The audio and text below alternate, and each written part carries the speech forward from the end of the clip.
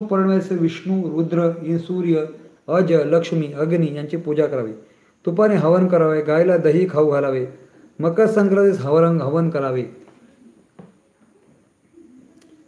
मंत्रविद्या 293 अध्याय मंत्रविद्ये स्वरूप वर्णन करणारे आहेत. ही मंत्रविद्या भोग व मोक्ष श्रेय पेय देणारे आहेत. ज्या मंत्रांना 20पेक्षा जास्त अक्षर असतात त्यांना माल मंत्र म्हणतात. 10पेक्षा जास्त अक्षरे असणाऱ्या मंत्राला अवर्क बीज असे म्हणतात.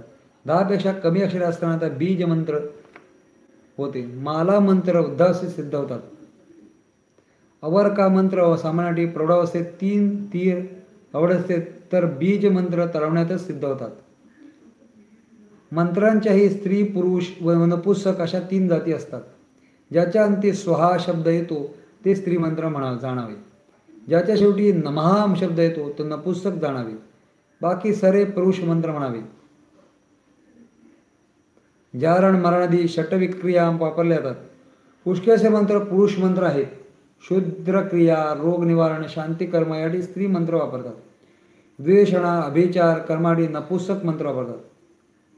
मंत्राचा दुसरा भेद म्हणजे अग्नीय व सौम्य. ज्यांच्या सुरुवातीस ओंकार उच्चारला जातो ते अग्नीय. ज्याच्या शेवटी ओंकार उच्चारला जातो ते सौम्य.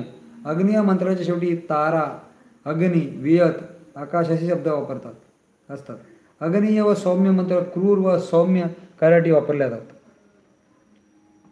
अग्नीय मंत्राच्या शेवटी नमः शब्द जोडल्यास सौम्य मंत्र बनतात. उलट सौम्य मंत्राच्या शेवटी फट शब्द जोडून अग्नीय मंत्र बनवतात. साधकाच्या नावाचे प्रथमाक्षर या मंत्राने प्रथमाक्षर गणना करून तो मंत्र साधकास अनुकूल व प्रतिकूल ठरतात. जप, पूजा, हवन या क्रियामुळे सिद्ध केलेले मंत्र फलदेव होतात. तसाच ज्ञानानेही होतात. विधुवर दीक्षा देऊन अभ्यासय वर केल्यावर चांगल्या गुरुकडून मंत्रविद्या शिकवावी.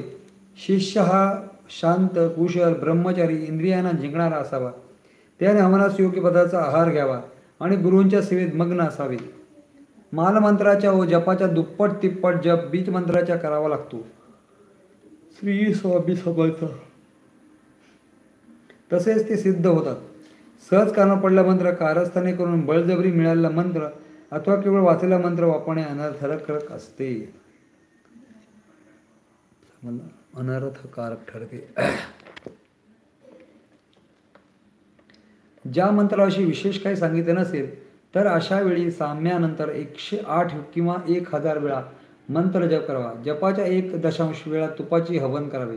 होम करताना येणे शक्य नसेल तर मूलमंत्राच्या अंगाचे दशाशने जप करावा. मोठ्याने बोलून वैखरीने केलेले जप जेवढे फळ देतो त्याच्या 10 पट फळ पुटपुटत मध्यमात केलेला जप येतो.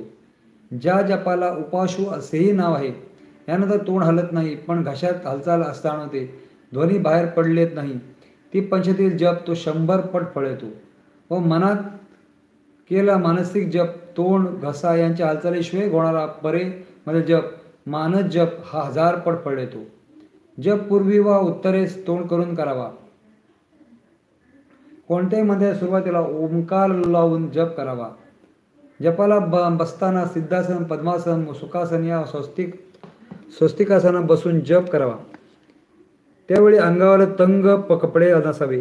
मौन पाळावे. जपाडी एकांत उत्तम. देवालय, शिवालय, मठ, नदी, पर्वत, जलाशय येथील कोरडी जागा हे स्थान उत्तम. हवन करायचे पदार्थ यवागू, घारगे, दूध इत्यादीवर निर्वाह करावा. मंत्राने देवता जी असेल तिची पूजा योग्य तिथीला युवत वाराने करावी.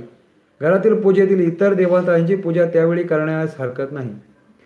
नंतर लिपण्यास करावा. त्यानंतर शुचीच, चंड, वंचितांक इत्यादी 33 शब्द शक्तीचे रुद्राचे लिखाण करावे.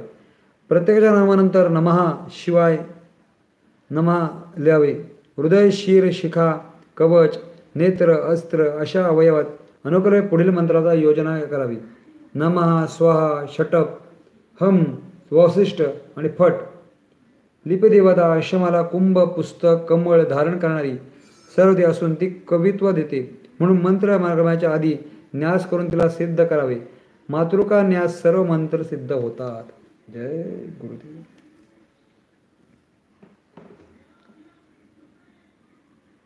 जास्तीत लाईक करा, शेअर करा, सबस्क्राईब करा, बेल आयकॉन दाबायला विसरू नका. प्लेलिस्टला जाऊन इतरही व्हिडिओ बघा जेणेकरून तुम्हाला त्याचा फायदा होईल. मलाही तुमचा वेळ गेल्यामुळे